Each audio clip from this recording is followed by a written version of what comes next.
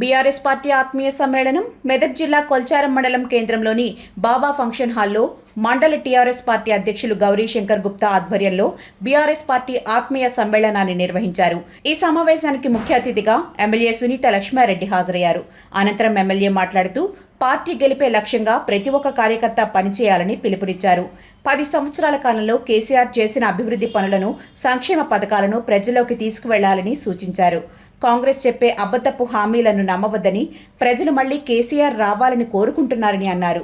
ఈ కార్యక్రమంలో మండల పార్టీ అధ్యక్షులు గౌరీశంకర్ గుప్తా, యువత అధ్యక్షులు సంతోష్రావు, మాజీ జడ్పీటీసీ మేఘమాల సంతోష్ కుమార్, మాజీ ఎంపీపీ మంజుల Kashinath, senior youth icon Ravi Teja Reddy, మాజీ సర్పంచ్లు, ఎంపీటీసీలు, టీఆర్ఎస్ పార్టీ నాయకులు, కార్యకర్తలు తదితరులు పాల్గొన్నారు. మన అభ్యర్థులను గెలిపించుకుందామని చెప్పేసి కూడా నేను తెలియజేస్తా ఉన్నా. ఎంతో దగ్గర మాట్లాడుకుంటూ చెప్తున్నారు, మాట్లాడే సిద్ధిరామని అనుకుంటా. మరి కష్టపడతాం, మరి గెలిపి క్యాండిడేట్ పేరు అనౌన్స్ చేస్తే ఇంకొక క్యాండిడేట్ వెంటనే ఇమీడియట్గా కాంగ్రెస్ పార్టీ వాళ్ళకి లేదు కాబట్టి మనలోనే తీసుకుపోయి కండవా వేసి వారిని వాళ్ళ పార్టీ నుంచి నిలబెట్టుకునేటువంటి ప్రయత్నం చేస్తూ ఉన్నారు. నేను మీ అందరూ కూడా విజ్ఞప్తి చేస్తున్నా, అటువంటి అవకాశాన్ని మాత్రం ఎక్కడ కూడా ఇవ్వద్దు అని చెప్పేసి మీ అందరిని కూడా ప్రాధాన్యపడతా ఉన్నా. ఎందుకంటే మన దాంట్లో ఎందుకంటే ఈ సర్పంచ్ ఎన్నికలు అనేవి చాలా కీలకం అని చెప్పేసి ఇంతకుముందు మాట్లాడినట్టుగా ఒక్కొక్క ఓటు మనకు చాలా అవసరం. కాబట్టి ఏ ఒక్క ఓటు కూడా బయటికి పోకుండా మనందరం కూడా కష్టపడాలని చెప్పేసి తెలియజేస్తా ఉన్నాను. ఏమైనా మనకు భేదాభిప్రాయాలు ఉంటుండొచ్చు, చిన్న చిన్న సమస్యలు ఉంటుండొచ్చు. అవన్నీ ఏ పని జరగాలన్నా కూడా సర్పంచ్ ప్రధానం, మొట్టమొదటి పౌరుడు.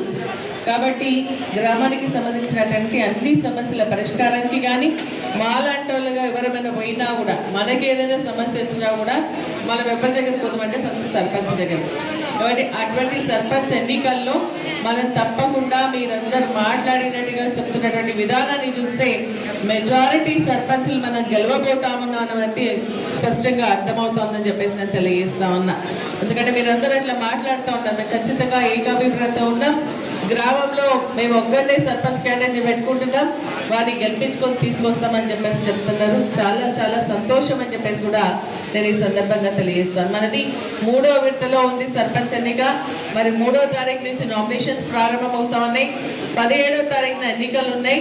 కాబట్టి నేను మీ అందరూ కూడా విజ్ఞప్తి చేసేది ఏంటంటే కార్యకర్తలకు, నాయకులకు, అదేవిధంగా ముఖ్యులందరికీ కూడా మరి ఈ 15 రోజులు మనకు ఉన్నటువంటి పనులన్నీ కూడా పక్కకు పెడదాం.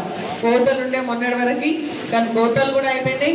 వారి పక్కకు పెట్టి మన క్యాండిడేట్ యొక్క గెలుపు కోసం అహర్నిశలు కృషి చేద్దామని చెప్పేసి కూడా నేను ఈ సందర్భంగా తెలియజేస్తా ఉన్నా. ఏదైనా గ్రామంలో మరి ఇండివిజువల్ అంటే ఒక క్యాండిడేట్ రాకపోయినట్టయితే మన మండల్ టీం కూడా ఆ గ్రామాలకు తిరిగి ఏకాభిప్రాయం వచ్చే విధంగా ప్రయత్నం చేస్తామని చెప్పేసి కూడా నేను తెలియజేస్తాను. మీ అందరికీ నేను విజ్ఞప్తి చేస్తుంది ఒకటే, ఏ ఊర్లో అయినా సరే మన బీఆర్ఎస్ కుటుంబం ఎక్కువ ఉంది కాబట్టి పోటీతత్వం అనేది కూడా ఎక్కువ ఉంటుంది. కాబట్టి అందరూ అర్థం చేసుకొని, అంటే ఈరోజు చిన్న చిన్న అలకలతోని ఏదో పదవి నాకు వస్తలేదనే ఊహతోని అరే కుటుంబం పెద్ద ఉంటుంది కాబట్టి కొందరు పిలిచుడు మర్చిపోయినామనే ఆలోచనతోని పార్టీకి చేంజ్ చేసి వేరే పార్టీలకు పోవడం కొందరు కార్యకర్తలు జరుగుతుంది. అక్కడ ఏముంది?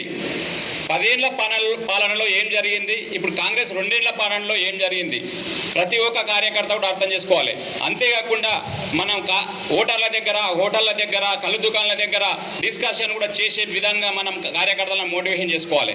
ఈరోజు 10 సంవత్సరాల కింద చూస్తే మనము 2 పేస్ టాటాలు పెట్టుకొని ఇక్కడ ఒక్కొక్క బోర్ కాడికి పోతుంటే తెల్లందాకా కష్టపడి పడుకోడి మోటార్ల కాడ ఒత్తుకొని 3 గంటల కరెంటు 6 గంటల కరెంటుతోని పంటలు పండించుకుంటే ఆ పంటల టైంకు చేతికి వచ్చేది కాదు.